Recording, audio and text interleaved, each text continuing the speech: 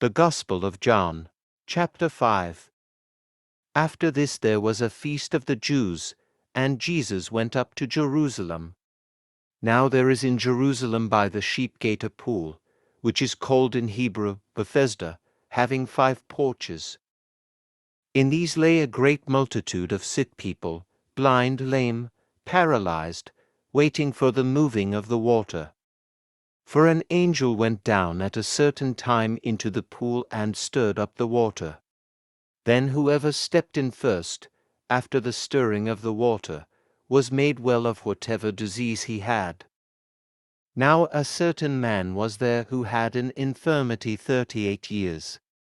When Jesus saw him lying there, and knew that he already had been in that condition a long time, he said to him, "Do you want to be made well?" The sick man answered him, "Sir, I have no men to put me into the pool when the water is stirred up. But while I am coming, another steps down before me." Jesus said to him, "Rise, take up your bed and walk." And immediately the man was made well, took up his bed, and walked, and that day was the Sabbath. The Jews therefore said to him who was cured, "It is the Sabbath. It is not lawful for you to carry your bed." He answered them. He who made me well said to me, "Take up your bed and walk." Then they asked him, "Who is the man who said to you, 'Take up your bed and walk'?" But the one who was healed did not know who it was, for Jesus had withdrawn, a multitude being in that place. Afterward Jesus found him in the temple, and said to him, "See, you have been made well.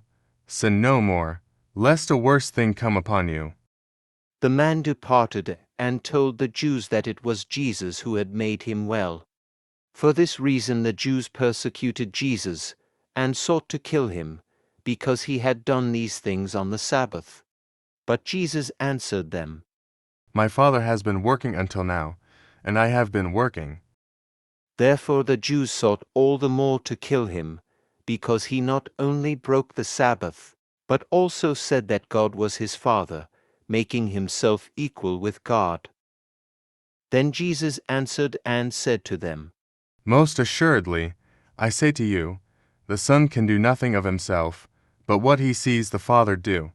For whatever he does, the Son also does in like manner. For the Father loves the Son, and shows him all things that he himself does. And he will show him greater works than these, that you may marvel. For as the Father raises the dead and gives life to them, even so the Son gives life to whom he will. For the Father judges no one, but has committed all judgment to the Son, that all should honor the Son just as they honor the Father. He who does not honor the Son does not honor the Father who sent him. Most assuredly, I say to you, he who hears my word and believes in him who sent me has everlasting life, and shall not come into judgment, but has passed from death into life. Most assuredly, I say to you, the hour is coming, and now is, when the dead will hear the voice of the Son of God, and those who hear will live. For as the Father has life in himself, so he has granted the Son to have life in himself, and has given him authority to execute judgment also, because he is the Son of Man.